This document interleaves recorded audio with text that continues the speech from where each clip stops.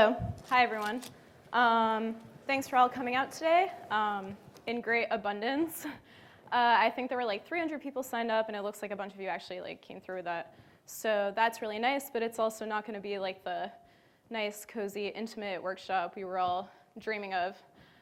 So I won't necessarily be able to go around and help people individually, but there will be some live coding, and hopefully you guys will be able to follow along on your laptops. There's a GitHub that I'll show you later. And Duncan, right here, maybe you can like wave or something. He's also here to help people if you guys have any salient questions, but again, because of just like the sheer abundance of people, we probably won't be able to get to everyone. So yeah, this is going to be an intro to D3 workshop. So basically going over the basics and fundamentals of how D3, which is a data visualization library, works. It powers a lot of the interactive visualizations that you see online, like this one, for example. So the New York Times at this point has become pretty well known for their data journalism. And in their data journalism, they do a lot of really cool data visualization stuff. So this is an example that I really like. It's basically a graph plotting the trend for a certain statistic, in this case, the unemployment rate over the Bush years. And then it asks the user to interpolate that trend over the Obama years. So this is my attempt at interpolating that trend myself. And admittedly, after a few attempts, so it looks like I got like the general geometry of that trend right. And then when you click on that button, show me how I did, it shows you, the visualization shows you how you did with that blue line. So this is really cool because it's both interactive and kind of has this like gamified component. And as you can guess, this is going to leave a much greater impact on the reader than just looking at like some statistics or some numerical values, which are going to be useful to just about like no one, unless you're like John Nash or something. So yeah, data visualization is really cool. It's been reaching a lot of different places, including data journalism, or including like journalism in general. The New York Times, I think, is just a really great example of a publication that's taken visualization to help inform the public. And actually, the creator of D3, Mike Bostock, this guy, he worked at the New York Times for a few years. So that really helped push data visualization into the realm of data journalism even further. And then he quit to go work on the latest iteration of D3, D3 4.0, and other tools as well. But so if you've used D3 3.0 before, we're going to be using D3 4.0 in this workshop. So if you've used 3.0 before, you might notice some slight differences. But I would really encourage you to move to 4.0 because there have been a lot of improvements and optimizations, and all the documentation examples have migrated to 4.0, so it's really like in your best interest to do so.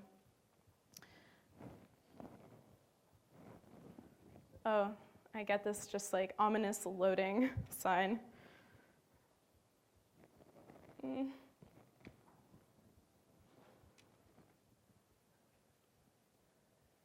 Okay, well, that was the slide about me. Apparently there's nothing to say about me. But I guess you can see that like little picture in the center. It was supposed to like fill up and expand in this like really hubristic way and show me on like this large screen. It's from our company culture video. So I look just the right amount of like happy and fulfilled. So I am happy and fulfilled. I'm a data visualization engineer at DataRobot. We are a startup that builds a platform that automates machine learning. We have a booth right out there, so if you haven't checked it out already, you should. We do a lot of like really cool things, and we're hiring as well, so just a shameless promotional shout out to apply if you're interested in data science and that kind of thing. Oh, and I've been working with D3 for a few years now. The way I got into D3 was actually sort of peripherally. I was doing some research on basically building machine learning models and topic models on Reddit data. And as kind of like a side project, I started trying to visualize the latent network structure in Reddit using D3 networks. So Yeah, that started off as kind of a side project, and then I guess like turned into a job. So if you're interested in D3, you can become a data visualization engineer too, and can be just as happy and fulfilled as I am. Okay, goals. So goals of this workshop are to learn the basics of D3, so it is kind of like a beginner's workshop. We're going to start exploring with some toy data to kind of just learn the syntax and functionality that D3 provides, but we are eventually going to get to a real data set and create some visualizations with that real data set. The data set we're going to be using is called the IMDb 5000 data set. This guy from NYU scraped 5,000 movies from IMDb. You guys have probably heard about this. It was a project he worked on to create predictive models that would predict the rating of a movie. So we are going to explore aspects of that data set with D3 and with more complex visualizations. So hopefully you'll be able to leave here with some working examples for future projects that you can kind of like build off of. And if you don't, you'll still be able to access the code on GitHub, and it's like very profusely commented, so you'll be able to follow along even if you don't catch everything here. Okay, so this is the setup part. The link to the GitHub repository is there, so it's just my handle, imdb-odsc. So you can go there. There are more verbose setup instructions in the README. If you have a Mac and Linux, so there are some other instructions here that we won't necessarily need right away, but if you're on a Mac or Linux, you can open up the terminal and run one of those two commands. If you're using Python 3, those both come with Python installation, so you should already have Python. If you're using Python 3, you can navigate to that parent directory and run that first command. That just launches a simple web server. For Python 2.7, you can use the second command. We'll do the same thing. If you're on Windows, I just really don't know how to help you.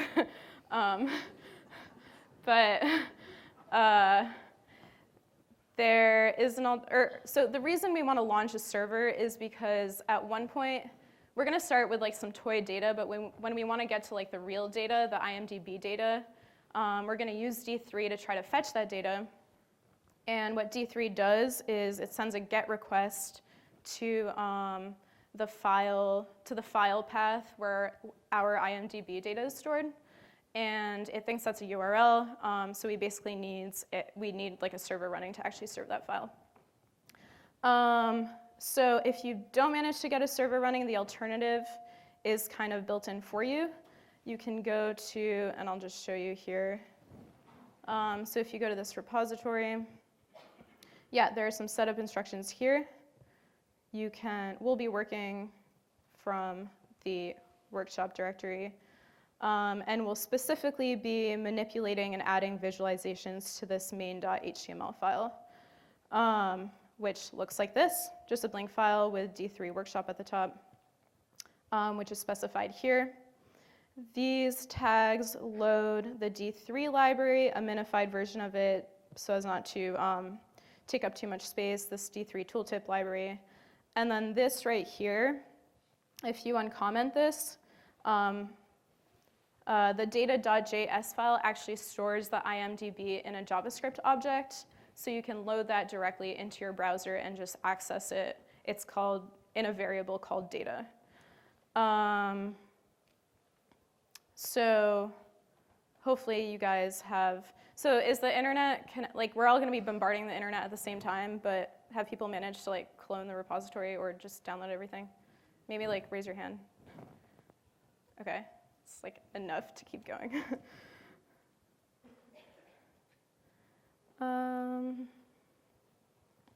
Okay. So before moving on, and yeah, you guys can kind of like sneakily keep downloading stuff while I talk. Before actually delving into some D3 basics, I just want to motivate the use of D3 in the first place. So D3 is a JavaScript library. It runs in the browser, which means that if you're developing with D3, you are inheriting the massive, I want to say a bad word, cluster F word of web development, which is like CSS and JavaScript and HTML and all that. So why would you want to use D3 instead of like Matplotlib or ggplot or whatever you're using in like your Python environment or your R environment or whatever you're using? So one reason is that D3 runs in like an event-driven context. When you're on the web, JavaScript and all its attendant libraries have basically been designed around responding to user input, such as clicks, mouse over events, whatever kind of like typing and stuff, that kind of interaction. So with D3, so D3 lends itself really well to exploration and interaction. And that means that you can visualize multidimensional data with a lot more facility than you would with just static plots. And yeah, so you can use like, you can have one view and then you can like toggle that view, or you can drill down into it, or you can mouse over and get a tooltip, you can click on something, get more information. It just really lends itself well to exploration and interaction, which is gonna make users of your application more engaged, and it's gonna help you understand the data better. And then the kind of like obvious reason is that you can integrate it with your web apps or websites. So the first question, why is D3 better than like Matplotlib or ggplot, like was kind of a leading question. It's not necessarily better. You don't necessarily want to supplant those libraries. You might want to supplement them. You might want to use R and Python, Matplotlib to like prototype something or to just like understand your data quickly. And then you might want to have like a nicer, more interactive visualization in the web if you're a web developer especially in a data science or machine learning or data journalism context. So yeah, I kind of consider D3 more of like a production-ready visualization than something that you might do quickly to gain like a scientific understanding of your data set. Finally, they tend to be a lot nicer looking. If you go to like the D3 page, it's just like an intoxicating array of like really beautiful visualizations. And since it's run in the browser, it's able to harness most of the advantages of CSS. So you can style your charts in like a really nice way. Whoops, trying to find a cool one. Yeah, and it's like interactive and stuff, so it looks really cool. And I'm sure you guys have like seen plenty of these on the internet as they are proliferating wildly. Okay.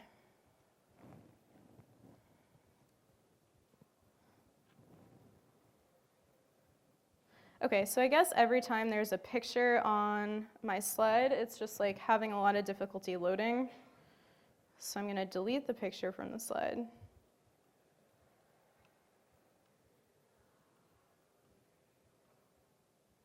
Which I can't do. Okay, so this slide was dedicated to going over kind of like some of the terminology, like the web development terminology I'll be using. So I don't want to be like presumptuous about people's web development knowledge, but like I'll be using terms such as HTML, the DOM, and CSS. So maybe I can get like a show of hands of who's familiar with like really basic web stuff. Oh, wow, okay. Nice, I can like skip that entirely. Okay, you can see that slide up there. So yeah, HTML.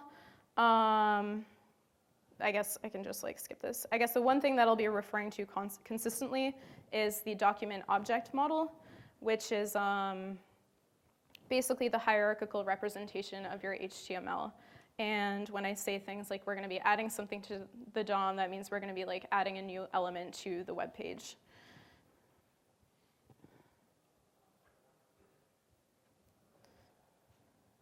Okay, and then finally JavaScript. Yeah, is a language, is a client-side language. runs in the browser, has a monopoly on the browser, has lots of weird, terrifying quirks, was created in 10 days, is functional, event-driven, so it tends to operate more asynchronously and respond to user input. If you don't know JavaScript, I'll be showing you some JavaScript and some D3. If you don't know it, the syntax is still fairly readable. I feel like it gets like increasingly more Pythonic almost in further iterations of ECMAScript. And then SVG, that stands for Scalable Vector Graphics. And that's when you see a D3 chart online, it's usually comprised of like axes or points or circles, rectangles, lines, paths. So those are all rendered as SVG elements. And it's basically just an image format that scales really well, so it doesn't get like really pixelated or fuzzy as you expand or contract it. The perils of having a picture in your presentation. And it was a really cool one. It was a visualization of, it was a Buffy-related visualization. And I really like the show Buffy the Vampire Slayer. And I've always wanted to evangelize Buffy in front of a massive audience, so there goes my chance, although I just kind of did it anyway. So, a little bit about the philosophy behind D3. If you guys are familiar with jQuery, D3 kind of offers an alternative to jQuery with some of its functionality. It's opinionated on how to bind data to the DOM, create new elements, modify them, transform them, and transition them. And it's very low level, so you can create really cool custom graphics like the one I was going to show you. OK. So let's launch into some syntax and some of D3's basic functionality. So D3 exposes an API with a bunch of different functions. The one that you'll probably be using most often, or often enough, is select. This allows you to select an element in the DOM. So if you have an element in the DOM like this is a header element, you'll be able to select it using this syntax. It selects the first element that it finds in the DOM, not the third one, not all of them. If you want to select all of them, there's a select all function. Once you have an element, you can add a new element to it. So here we're adding a circle element to the DOM, and that also returns a selection to the circle. And then you can also modify elements using the attribute operation, and that just takes a key value pair that in this case allows you to color the circle red. So as you may have noticed in that last line, D3 uses chaining syntax, which means that for each operation that you perform, it's going to return an object that you can feed into the next function, and that function can then use that object to perform its own operation. So just going line by line here, D3 is the library. It's really just contained in a JavaScript object, which you can kind of think of as a Python dictionary. You can use its select operator to select an SVG element. An SVG element is basically going to be the container in your DOM in which you can draw other SVG elements. Then we append a circle.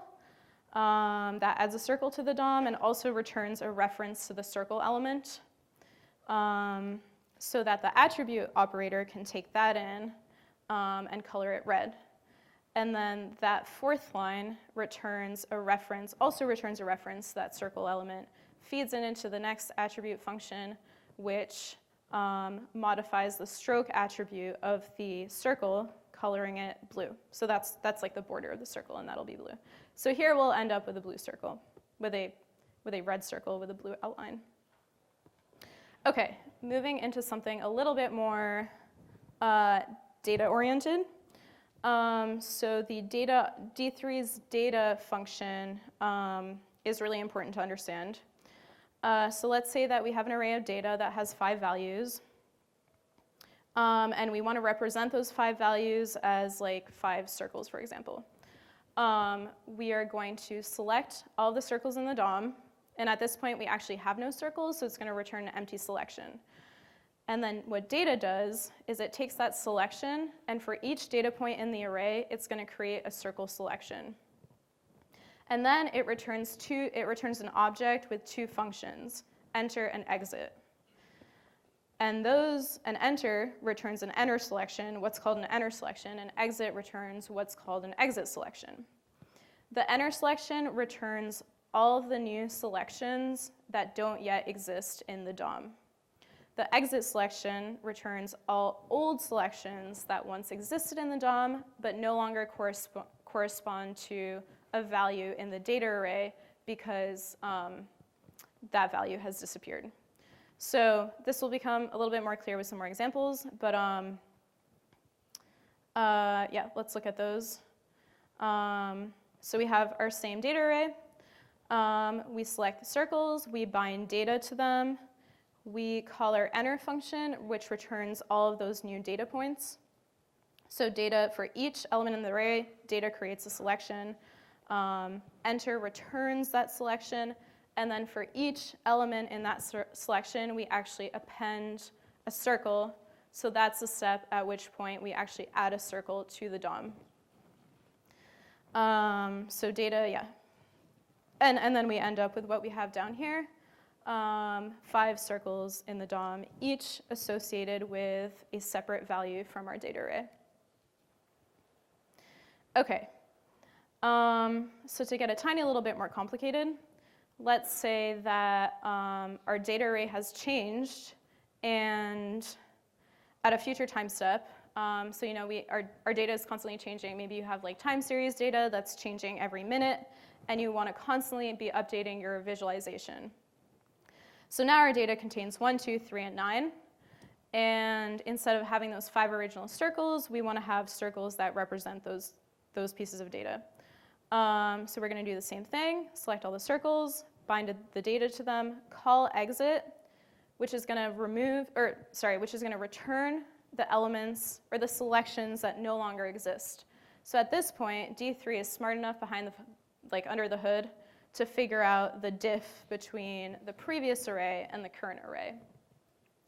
So it's going to return, that exit operator is going to return 4 and 5 in an array. And then once you have that selection, you can go ahead and do whatever you want to it, modify it in the DOM. So in this case, we remove them from the DOM because we don't want them to show up anymore. You could also like color them red or something to indicate that they went away. And then we're going to do the same thing with the enter selection. Grab all the circles, bind the data. Enter gives us the new elements that have appeared. In this case, that's just 9. And we're going to append a circle to that. Yes? Wait, do you have a question? Sorry. Yeah. Well, I was just curious. So I'm sort of surprised, and then probably a reason I'll be able to clarify. So when you call D3 select all circles.data, and you get that new data 1, 2, 3, 9, I would have thought some other APIs and stuff, that would automatically just update it, and all of those would get circles, 4 and 5 would be removed automatically. So I guess why do you also have to call .enter.append circle actually? Right. Because we don't really have a new, right. So you're saying that like maybe we could have like 4 elements and we would just like 1, 2, 3, 4, and then we would want to change like the 4th element to 9 or something instead of just. Yeah, well this exact example, like you had the data before. Yeah. And then now you set it to that, then you call select all circles.data. Yeah, so data is the operation that kind of finds the diff between like the previous array and the current array, and then exit and enter returns like exit returns the ones that no longer exist, and enter returns the ones that currently exist. The reason it doesn't automatically do a ton of things for you is because D3 doesn't know what you want to do with those old and new elements. So it doesn't like remove them automatically because you have to remove them automatically. You might want to, like I said, color them red instead of just like remove them entirely from the DOM. Or you might want to have them transition or something. Does that make sense? Okay. Okay, now there are a lot of questions. Okay, I guess, so like, since there's so many people here, I don't really know like which questions I should answer. I feel like we should just move on, and then when we take a break, there will be a break in the middle, and hopefully we'll finish up a bit early where we can ask more questions.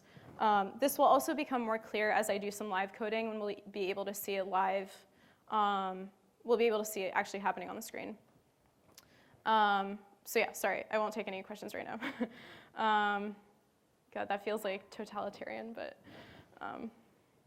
okay, there's that. So what you might have noticed from this syntax is that it allows you to loop. This doesn't look like a loop, but what it's doing internally is looping over all of the pieces of the data. And in like that third line, for example, it's for all of those pieces in the data, it's appending a circle. So it doesn't look like a for loop, but there's really that kind of like looping going on internally. And what you can do with that looping mechanism is you can functionally access each data point in your data array. So for example, if I wanted to make my circles have different, if I wanted the radius of each circle to have a different length, it would be difficult, or if I wanted them all to have the same length, if I wanted the radius of each circle to have like a radius of 5, I would write all this code, and then instead of that anonymous function that you see at the bottom, I would just place a 5, and then they would all have a radius of 5. But attribute actually allows you to take an anonymous function that where the first parameter is the data point, is a data point. So if I wanted each circle to have a radius twice the size of the data points in the array, I would access them in this way. So I would, for each data point, I would multiply it by 2. And that's what you see in that last line. And that syntax, if that's like the latest ECMA 6 JavaScript syntax, so it's just shorthand for like writing in a function. And that gives us what we see at the bottom, those increasingly large circles whose radii are a function of the data points. Okay, demo time. Time to embarrass myself live coding. Okay, so has everyone managed to download, like clone the repository or download the code and open up main.html in a browser? Are people raising their hands because of no or yes? Raise your hand if yes. Okay, good, that's a lot of people, that's enough.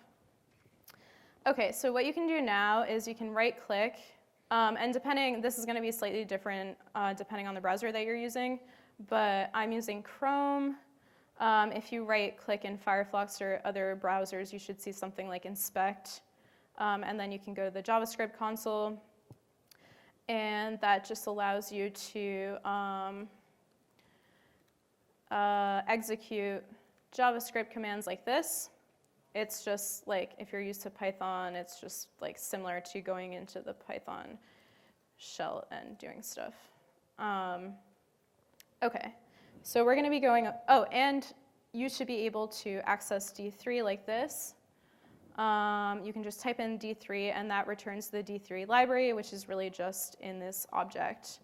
And then the console allows you to inspect objects in this really useful way. So you can drill down into functions into like D3's API. Again, I don't want to insult you with like I don't know what your JavaScript knowledge is like, but you can think of D3 objects as kind of like Python dictionaries, and you can access stuff like that, or more commonly with the point operator like that. Okay, cool. So we're gonna go over, yeah, for sure. Is that good? Or bigger?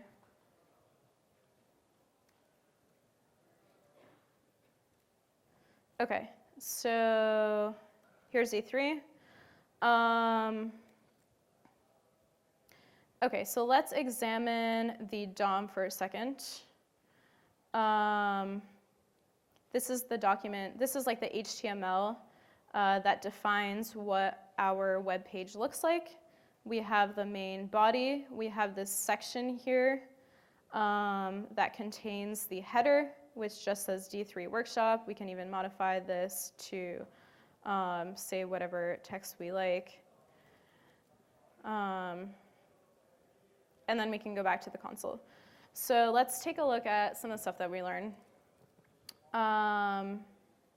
So we can use d3.select to select an element in the DOM. This returns an object with two attributes. One of them is groups, one of them is parents. So like I mentioned before, the DOM is a hierarchical structure. Parents are all the parent elements above the element that you've selected, and groups contain all the elements below. So this actually gives you a direct reference to that node in the HTML. So if you go over it, it'll actually highlight it in your browser, or at least in mine. We can append something to the DOM. Whoops. We have to append something to a selection. So that will append a div to the DOM. And we can see it show up here. There's a new div. It doesn't have anything in it. It doesn't have a width. So it's just right there.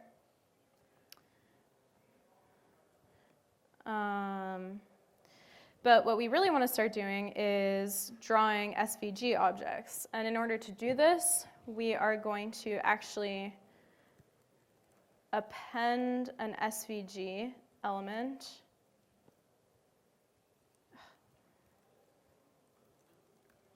to the DOM. And if we go back to elements, we can see it right there. It gives us a default size of 300 by 150 pixels. We're going to make it a little bit larger so that I already have all these. This is like cheating. It remembers all my previous commands, which I guess is useful. So now we actually have two SVGs because I appended two of them. We can delete this element pretty easily. So here's a big SVG. I'm going to try to split like my screen kind of in two so you guys can see. Yeah, so you should be able to append that SVG container to the DOM, and once we have that, we can start adding other SVG elements to it. So let's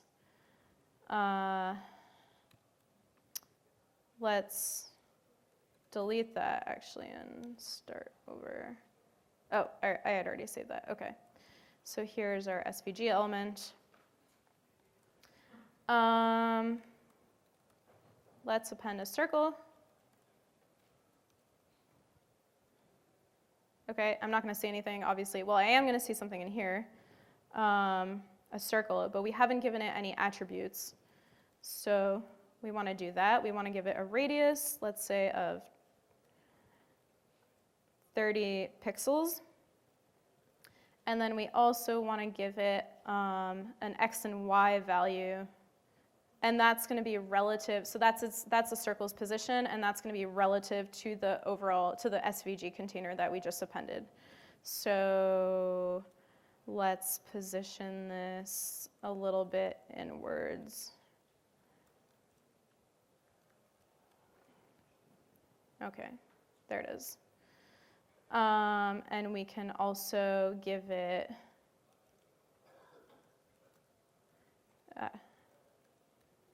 we can make it red. We can make it less egregiously red. And there's another element underneath it, which is causing it to have that like more maroon color. Okay. And then some other cool stuff that you can do with D3. You can transition stuff. So we're going to make this circle transition in size, for example. So again, using chaining syntax, you can call a transition function on that circle. You can give it a certain duration, so let's make it 1 second. You can give it a delay, so it's going to execute after 1 second. And finally, you want to give it the endpoint, like where it's going to end up. So I had given it a radius of 30, I think, so let's just make it blow up. Okay, hold on. Let me get rid of all these circles.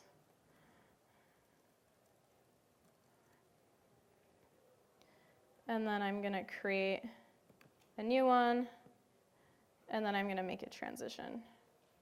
Ta-da! So it kind of goes off our screen, but you get the gist.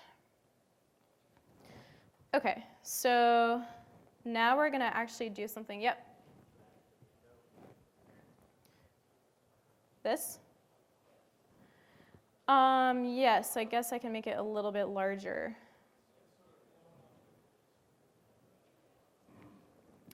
The circle is? The console was. Is this better? Okay, I see. Okay, that should be good, right? Okay, so now let's actually let's create some data and then try to create a bunch of different circles using that data. So I'm going to create just 10 circles. Oh, shoot, I have data loaded in there. Okay, I'm going to call this circle data. So I have this simple array with 10 values, and I'm going to create 10 circles based on this data. So like we saw before,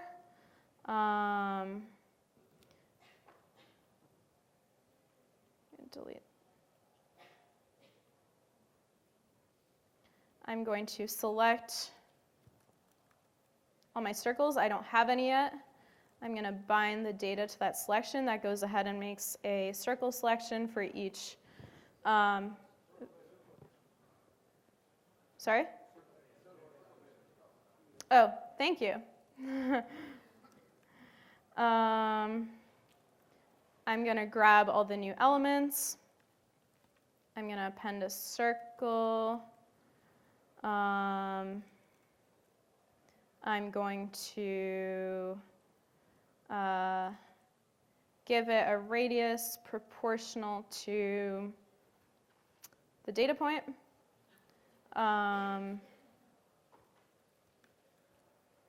So basically, let's create a sort of target of concentric circles. So I'm going to place them all at the same location.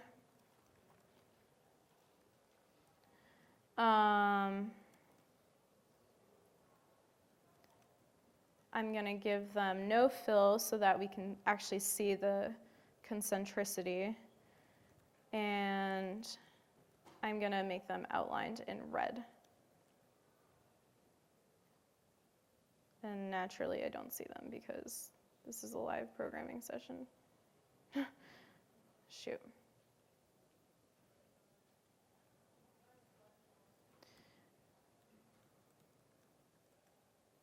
There you go. So I had appended it to the wrong SVG, which I then deleted. But here we go. We have a bunch of concentric circles. So that kind of goes over what we went over in the first part. Do people have questions? No. Let me see if yeah. Okay. So now so this was pretty basic. But now let's do something a little bit more interesting. We're going to learn about axes. So in basically every scientific visualization that you see, there are axes. Axes are pretty ubiquitous in like your basic Cartesian graph where there's an x-axis and a y-axis. So it doesn't sound like that like it sounds kind of mundane, but they're actually really important. And for most charts that you're going to be using in a scientific or like a data analysis context, you're going to want an axis, at least one axis. So to learn about axes, we first have to learn about D3 scales. Scales are simply functions that map from an input domain to an output range. And they're used to generate axes. The reason we want to use a scale is because no matter what kind of data we have, we're going to want to project it onto onto the pixel coordinate of our web page. So if you have like financial data with millions and millions of dollars or something, or if you have like really, really small values in your data, like you have some kind of like biological data, you're still going to want to map that data onto a pixel value so that it shows up on our screens. So the way that you create a scale function is pretty simple. You call scale linear. That gives us a linear scale. You give it a domain. Those are the input values. Those are generally going to come from your raw data. And then you give it a range, which in this case is 0 to 1,000. That's kind of like our, those are generally going to be pixel values. And then behind the scenes, D3 takes care of all of the normalization, and it creates a linear interpolation between the input and the output.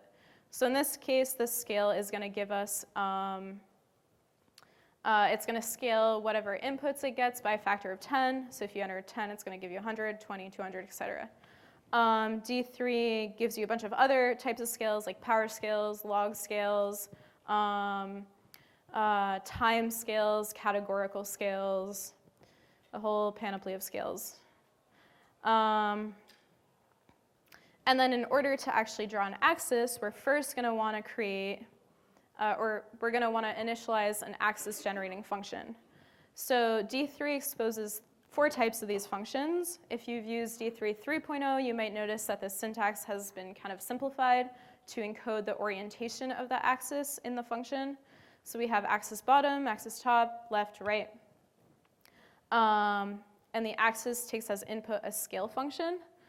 As well, and it can also be chained with some other like useful functions like tick formatters, for example. So in this example, d3.format gives us a function that will essentially just prepend a $sign to whatever input it takes. So if you give it like 50, it'll return a string representing $50. So again, if you have like something like financial data, you can make sure that your axes are correctly formatted. So that last line there at the bottom generates our axis generating function. But there's one last piece of the puzzle left, which is actually appending this to the DOM. So again, we want to bind our axis to the DOM to an SVG element. And the way we're going to do this is with this call function. So this is a little bit different from what we've seen before. Axis is a D3 function, but it's different from the other functions that we've seen, or, well, it's different from the scaling function, for example, which just does a computation on the input and gives you an output. The axis function is actually going to go ahead and draw all of the lines and paths that are associated with the axis. It's going to draw all of those in whatever selection that we hand it off to. So that line in the middle, svg.appendg, that appends a group element to the DOM, which is going to, group elements are invisible, and they basically just group a bunch of other elements below it. So we create that element, we append it to the DOM, that gives us a group selection back, and .call essentially just passes that selection off to the axis. And then axis is going to go and draw all of the lines. So let's look at this in the console again. Okay. So let's clear this. We're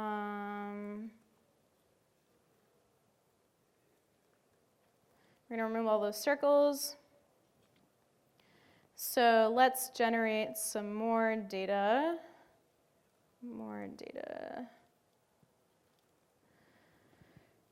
Let's just do 100 points. So we have 100 points there. And we want to create a scale based on these points that will map these points to pixel values. So let's say that the width of our SVG, well, we can actually look up the width. So the width of our SVG is 1,000. Our height is 500. Actually, that doesn't really matter right now, but so first we want to find the min and max of more data. D3 exposes some useful functions like min and max. That's 0.99 as expected. But it also gives us some other useful functions like extent, which just finds the min and max for you. So the domain of our scale is going to be just that, 0 to 99. And then the range of our scale is just going to be 0 to width, or 0 to 1,000. So everything on every value in our data array is going to be able to be mapped onto that pixel width. Okay, so we have a domain and range. That means that we can create a scale. We're going to create just a linear scale with the domain and the range. So if we test that out, it should scale it by about a factor of 10. So it's not quite precise because we went from 0 to 99. Okay. So yeah, that just interpolates a linear function between those two sets of ranges. So now let's create an axis function, which takes a scale. And then we can go ahead and generate our axis. Dot call axis. And some reason that didn't show up.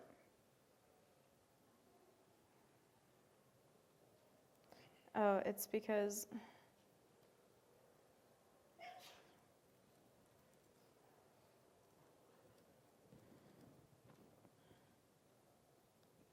I think I have to bomb everything and start again.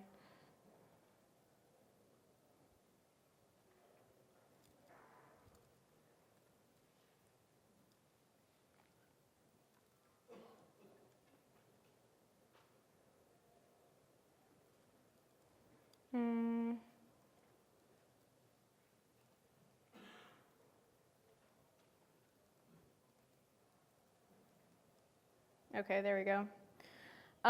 So we have our x-axis there.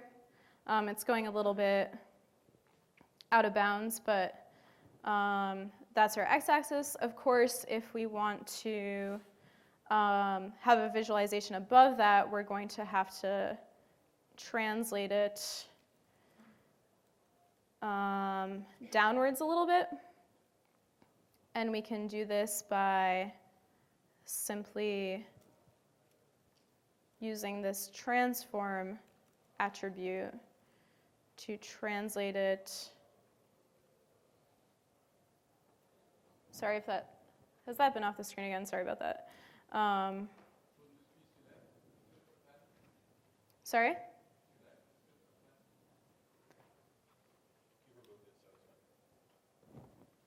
Sorry, I don't understand the question.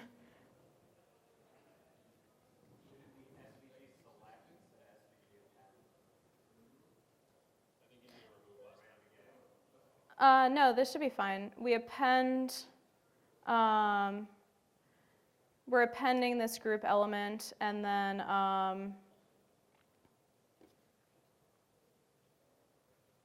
oh, yeah.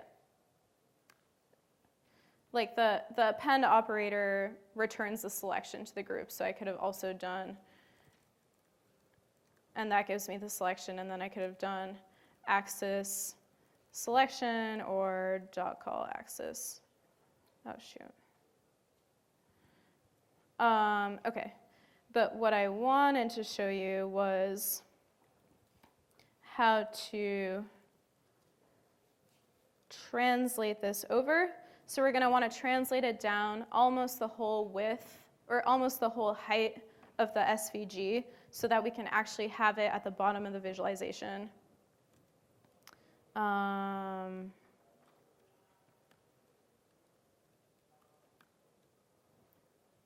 And it shows up right there at the bottom.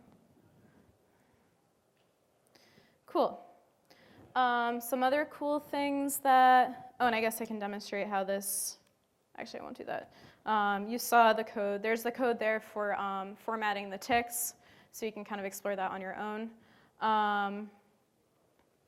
Yeah, that translates it downwards. We can do other cool things with this, like time series, for example. So for example, if we had time data that went between, I guess I have my birthday in here. If we had time data that ranged from my birthday to recently, we could create a time scale that knows how to process dates and display those accordingly. So again, we can go through this whole process where we create a new scale with this new time-based domain. And then create a new axis.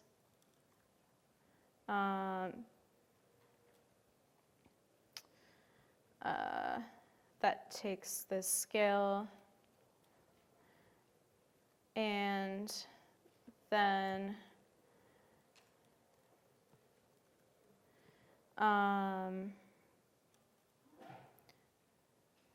translate that. Whoops.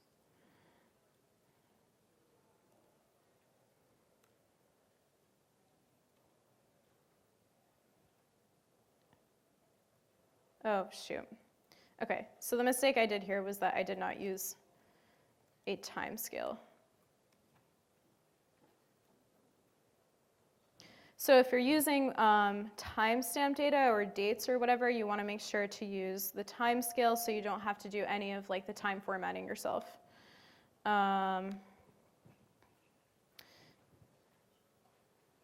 gonna remove that and then regenerate that. And that should give us, since the time range is pretty large, D3 is going to automatically find the best level of resolution to show on that axis. In this case, since we're ranging from 92 to 2006, it'll show years. If we had a much smaller time increment, like from yesterday to today, it might show you like minutes, for example, or hours or something. So it kind of has a lot of under the hood functionality like that. That's super useful to use. Okay, let me see if I had anything else I wanted to, yeah, that's pretty much it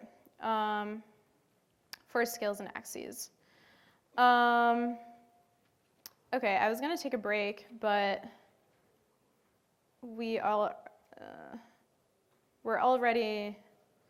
have like half an hour left, so why don't we just keep going? So no coffee for you. So now, okay, so we've seen a lot of stuff, and it's not like, it's like definitely good foundational material, but it's not that super exciting, and like some people left and now they're gonna regret it, because now we're gonna look at something that's a little bit more exciting. The IMDb 5000 data set, you can follow that GitHub link to go to that guy's original project. It's pretty interesting, it's pretty cool, and the data's pretty cool. So I took his data, I kind of formatted it for my purposes. So we have a bunch of different features here that we're going to look at.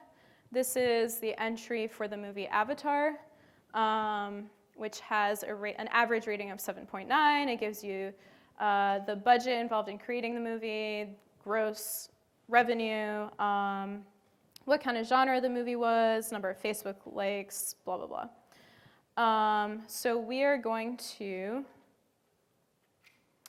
attempt to load this data.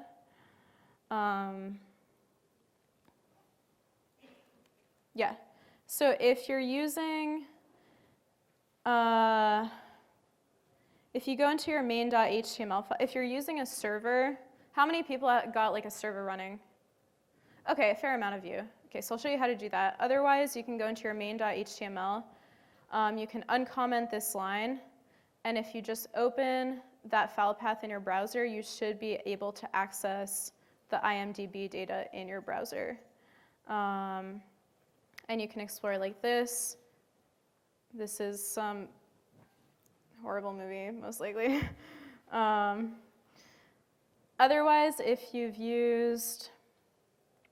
got a server up and running, you can open it up in a local host, and you can load it this way.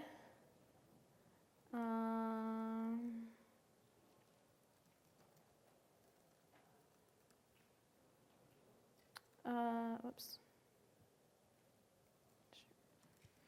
D3.csv will send a GET request for that. And then you'll be able to look at that data, except it's not finding the file. Okay. There we go. Thank you. So you can do both. I'm showing you this way because this is like, if you have a ton of data, it's much better to load it this way from like your native CSV file. That prevents you from converting it into like a JavaScript object, which you would never really want to do. There's also d3.json if you have a JSON object or a JSON file. But for the purposes of this, it's also fine to just use the raw data object in main.html. Okay, so starting fresh. Okay, so what I'm going to show you in the GitHub repository, there's a tutorial that goes over how to create all these visualizations. So that kind of this is intended to supplement this presentation in the code in the repository. But I basically went through, gave an explanation of the code that I used to generate these visualizations, and also have the visualizations here for your perusal. We're probably only going to have time to get to one of them, but feel free to just go through all the code yourself and learn from it. This is a histogram of the ratings across the data with some handy tooltips. So you can see that, for example, in the bin for ratings between 8.5 and 9, there were only 64 movies that got this rating from our data set at least, and those include things like Interstellar and Inception. What we're going to be doing right now is creating this scatter plot. So this is a scatter plot of rating versus number of times people voted on that movie on IMDb. So this is useful because you might see a movie like this, which has a really high rating, but you see it's like way down at the bottom because only 10 people voted on it. So that kind of compromises the legitimacy of the rating. I've never heard of Towering Inferno. I don't know what it is. I don't know if it's actually good or not. Up here, these outliers, there's things like Shawshank Redemption, Dark Knight, Inception, all these canonical movies that have both really high ratings and a large number of voters. And then down here, we have like some presumably really bad ones, like this Justin Bieber. I didn't even know he had a movie. Score probably has a rightful score of 1.6. And you can also observe a trend here, this kind of upward trend, where it looks like the more people like a movie, the more likely they are to actually go on IMDb and give it a rating.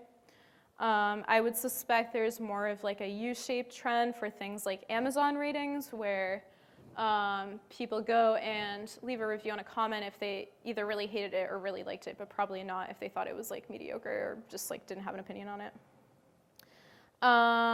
This is a time series of movie budgets over time and gross revenue over time from 96 to 2016. So there are a couple like issues with this graph. One of them is that there is a lot more data for movies here. And it's only showing an average, and presumably in each bin there have been movies that are really cheap and really expensive, but as you kind of like go up, you do see kind of like an upward trend, and maybe if you kind of zoomed in here between 20 and 70 million, you would kind of see a bit more of an upward slant. And then finally, there's this network, what I call a topic network, and this is like a cool animation, also created with D3. This basically links up movies together if they have keywords in common. Those keywords were also curated from IMDb. So for example, and if you scroll over a node, you can see what the movie and the rating is. They're colored by rating, so blue movies are really good, red movies are really bad. And then if you scroll over the edges, you can see what those movies share in terms of keywords. So this cluster is kind of like the murder, death, serial killer, FBI, whatever cluster. This one is about the jungle, I guess. This is a really sad little triangle of strong female leads, which has 3 movies total. So that's a little pathetic. Yeah, there's some other interesting, so basically the purpose of this the insight you'd want to glean from this visualization is that there are different clusters, and you can quickly see that as you scroll over. Like this is like the sci-fi cluster. This is the like CIA espionage cluster. And there are certain hub nodes, like the Avengers seems to connect a lot of different topics. I've actually never seen it, so I don't know anything about it. Okay, so these are the visualizations that have fully commented code, so you can look those up yourself. We are going to create a scatter plot right now. So, okay, we have our SVG element. We have our SVG container that's going to contain every piece of the visualization. We have our data. If we explore the data a little bit, we can see it looks like this.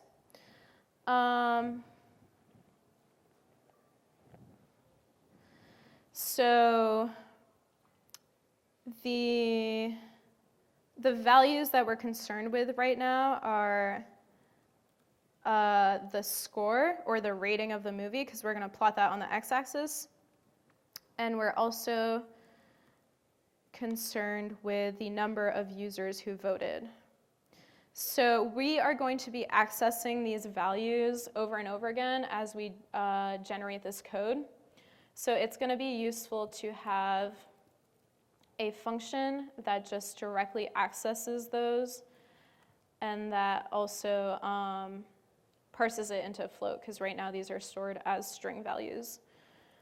So we have score on the x-axis, and we have users voted on the y-axis. So we can just use that to directly access those data points. Okay. The first thing that we want to do is create the axes. So again, I'm going to create a scale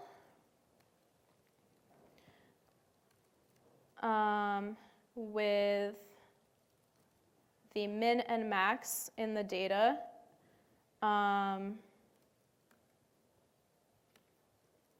So that just takes the min and max of the data according to the score. So it's going to find the min and max score.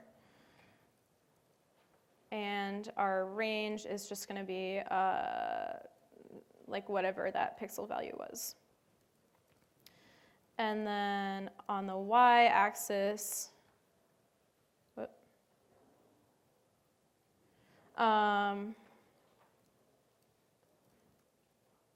we're going to have another scale for our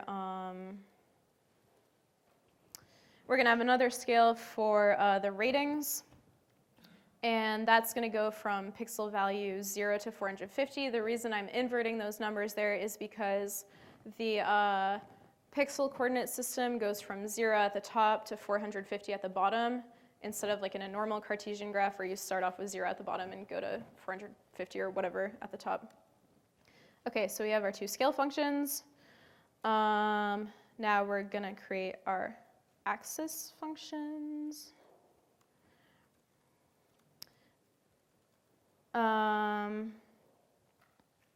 That's our x-axis, which is an axis bottom. And then we're going to use an axis left, since the y-axis is going to go on the left. And that's going to take the y scale. Okay, now let's actually generate the SVG for those. Again, we're going to want to put everything into group.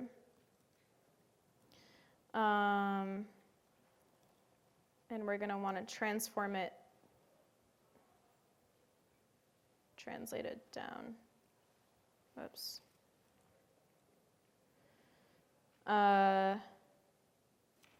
X-axis as before. So it shows up there. It looks like the lowest value in our data is about 1. It's actually that Justin Bieber movie. So if we look at, yeah, so our ratings go from 1.6 to 9.5. It looks like the lowest rating is that Justin Bieber movie, and the highest rating is that Towering Inferno or whatever movie. And then we're going to do the same thing for the y-axis, except this time we're going to translate it over, or we don't need to translate it over, so we don't need this. Okay, but then, of course, we can't see. So that draws it right at the border of the SVG container, so we're actually going to want to translate everything over by like 50 pixels.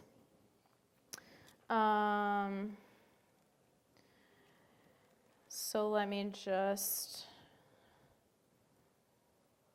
translate that over like 80 pixels to be safe.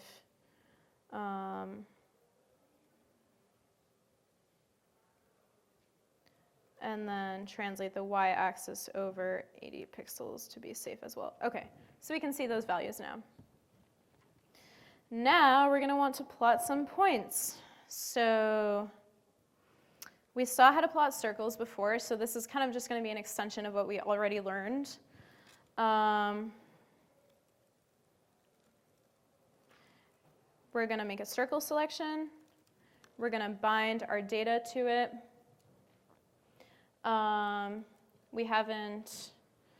We want to use the enter selection because we want to draw all new elements. We're going to append a circle. I guess this just has everything done for me. So we're going to give each circle a radius of 5. And then the tricky thing kind of comes in positioning those circles. So we wrote those functions before. Remember that this D represents each value in the data array. So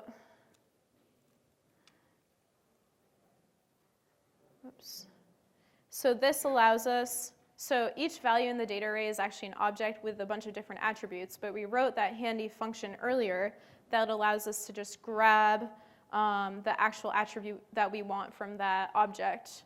So that's going to grab rating, and then it's going to scale it to a pixel value so that we can actually plot it on this graph.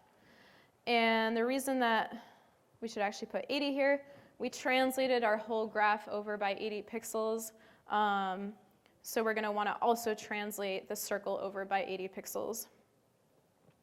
And then we do the same thing for the y-coordinate, scaling it, grabbing the attribute that we want, which is num users liked or num users voted, and then we're going to scale it to a pixel value. We're going to color the points blue, and the reason I'm adding an opacity here is because we're going to have like a density of points, so adding an opacity allows us to see that the points kind of overlap. And there we have it. We've created a scatter plot. So we can do a bunch of different things here at this point. This is kind of like the bare bones scatter plot, but we could do a lot of other things, like we could add a title, we could add, and that would just be a text element. We should add labels on the left and the right to label those axes. We can add things like transitions. So I guess we have a bit of time, so I'll demo that now. So I'm going to remove these and start over. So if you did want to do kind of like a cool transition, and these aren't strictly transitions can be useful in that movement also does encode data. So for example, if you had like a time series and you were showing how the data is moving over time, it might be useful to have like your time series line transition over time. In this case, we're going to do something a little more gratuitous, but transitions can be useful. They're also just arguably more interesting to look at. So if you want to have like a nice sexy visualization that attracts a lot of attention, a transition is just a good way to do that. So I'm going to start off with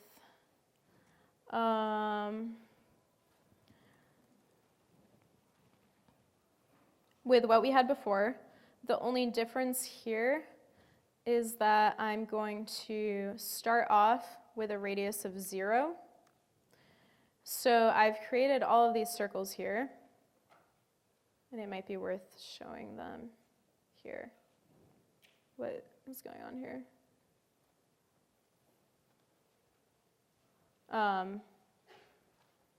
Yeah, all of these circles are here. You can see them painted in the DOM with a radius of 0, so they're not actually showing up, but they have a position, they have a fill, they have an opacity, blah, blah. Then what I'm going to do is transition these circles over kind of painfully long 2 seconds, but just to demonstrate. I'm going to give each circle a delay so that they don't all just like pop up at the same time. And I'm going to do this in function of how long I want the overall duration to be. So let's see. I want it to be like that. And then again, and then this is the end point of the transition. So we start off with a radius of 0, and then we want to end up at a radius of 5. So if I hit that, they're all going to start kind of appearing in a nice, cute way. And that's a basic transition. Okay.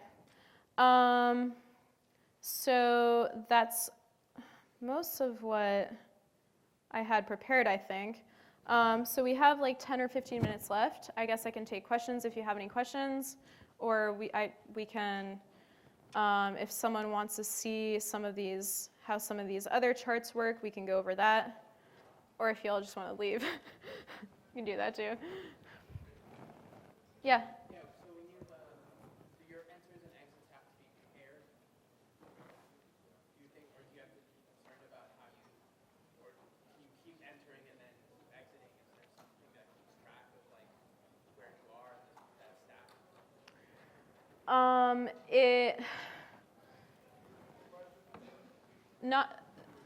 Oh yeah, sorry. So the question was, do you have to be careful, like basically how many times you call, enter, and exit, or whatever? No, because I mean, so if you call, enter, and exit, and you get those selections, and then you do something to them. If you call enter another time, or if you call exit, let's say you've called exit, and then you've removed all the elements from that selection, and then you call it another time, you're not going to have those available anymore. But if you just call them like willy-nilly whenever you want, it's not really going to matter. All it's doing is returning what the data operator has already like divided into the new elements and the old elements. Yeah. So you kind of have to be careful.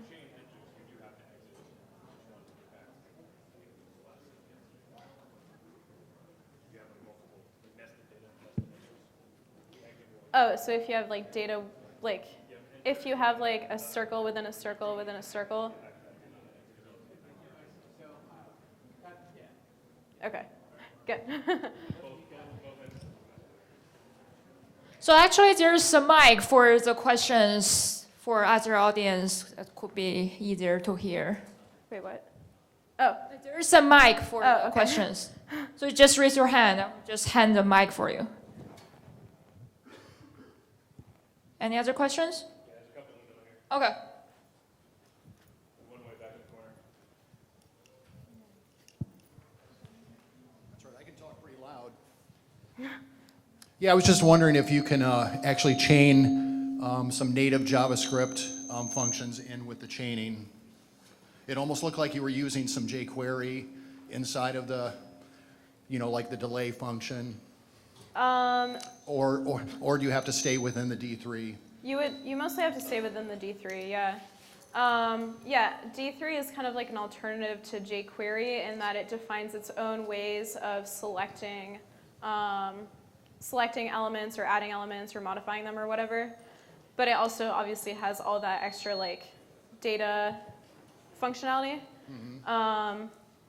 So if you can't really, like it's an object, what it usually returns is an object. So there are functions that you can, in native JavaScript, that you can perform on that object. But yeah, basically D3 wraps, for each thing that it returns in that chain, it's like a D3 specific object, which has its own functions defined on it.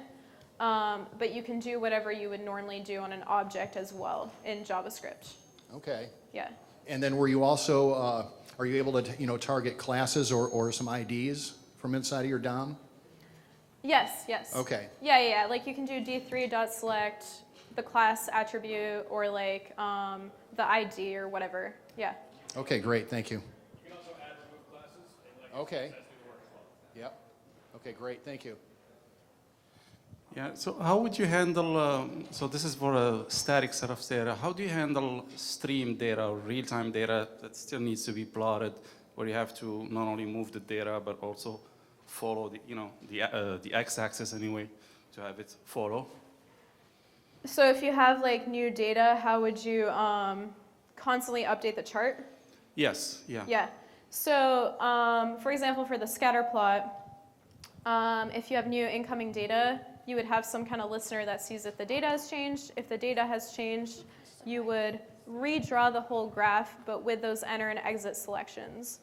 So each time the data change, well, you could do one of two things. You could, if only like the positions of those points change, for example, you can just transition the positions of the points each time you have new incoming data.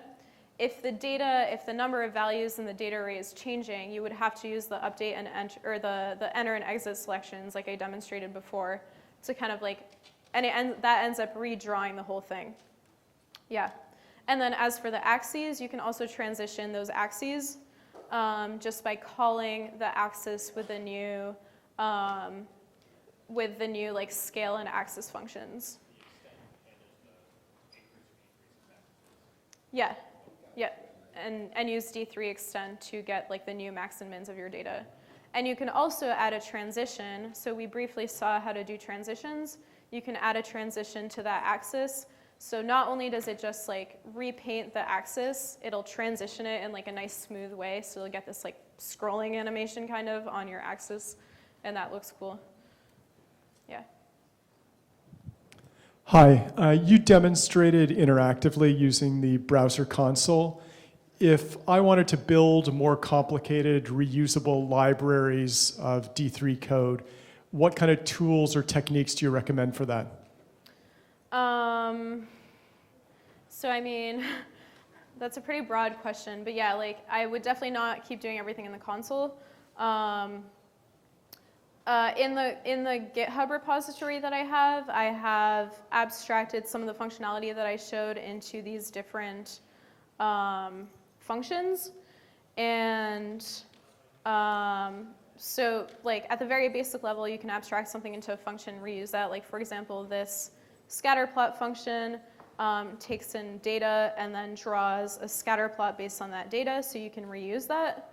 Then there's all sorts of like huge levels of abstraction that you can go for, like you can embed this in an Angular or a React application and have different Angular React components that draw a chart with additional functionality that can be integrated into your web app. And there are also, like I mentioned at the beginning, there are a ton of other charting libraries that abstract away a lot of this very low-level functionality and literally just give you like, all you have to do is specify in like a JavaScript object what you want your title to be, what you want like your x-axis range to be, your y-axis range, and like what your data is, and then it'll draw all this for you.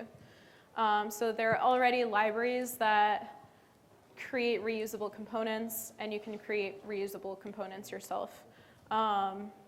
So yeah, D3 is very low level, and it's really, really great for building custom stuff.